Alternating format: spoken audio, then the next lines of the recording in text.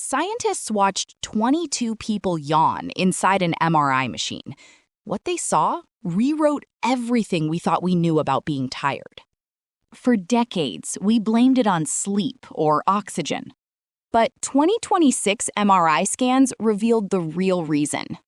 Every time you yawn, your brain reorganizes cerebrospinal fluid, flushing out metabolic waste. It's not about oxygen at all. It literally cools down your brain, acting like a quick reboot for your focus. So it's not boredom, it's brain maintenance. Tag the next person you catch yawning.